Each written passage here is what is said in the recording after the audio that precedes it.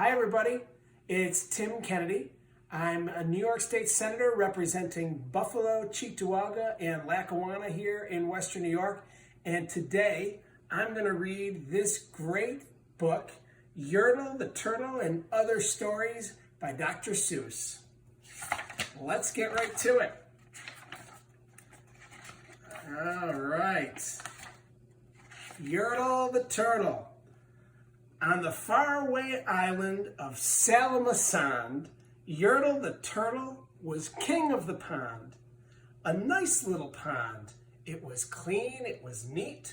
The water was warm, there was plenty to eat.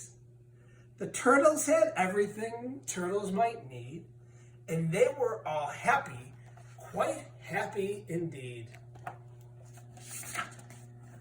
They were, until Yertle, the king of them all, decided the kingdom he ruled was too small. I'm ruler, said Yertle, of all that I see, but I don't see enough. That's the trouble with me. With this stone for a throne, I look down on my pond, but I cannot look down on the places beyond. This throne that I sit on is too low down. It ought to be higher, he said with a frown. If I could sit high, how much greater I'd be. What a king! I'd be ruler of all I could see. So Yertle, the Turtle King, lifted his hand, and Yertle, the Turtle King, gave a command. He ordered 9 turtles to swim to his stone, and using these turtles, he built a new throne. He made each turtle stand on another one's back, and he piled them all up a 9-turtle stack. And then Yertle climbed up. He sat down on the pile. What a wonderful view! He could see most a mile. All mine, Yertle cried. Oh, the things I now rule. I'm king of a cow. I'm king of a mule. I'm king of a house. And what's more beyond that? I'm king of a blueberry bush and a cat. I'm Yertle the Turtle. Oh, marvelous me, for I am the ruler of all I can see. And all through that morning, he sat there up high, saying over and over, a great king am I, until long about noon. Then he heard a faint sigh. What's that? Snapped the king, and he looked on the stack, and he saw at the bottom a turtle named Mac. Just a part of his throne, and this plain little turtle looked up and he said, beg your pardon, King Yertle. I've pains in my back, in my shoulders and knees. How long we must stand here, your majesty, please. Silence! The king of the turtles barked back. I'm king, and you're only a turtle named Mac. You stay in your place while I sit here and rule. I'm king of a cow, I'm king of a mule. I'm king of a house and a bush and a cat. But that isn't all. I'll do better than that. My throne shall be higher, his voice thundered. So pile up more turtles. I want about 200. Turtles, more turtles, he bellowed and brayed. And the turtles way down in the pond were afraid. They trembled, they shook, but they came, they obeyed. From all over the pond they came swimming by dozens, whole families of turtles with uncles and cousins. And all of them stepped on the head of poor Mac.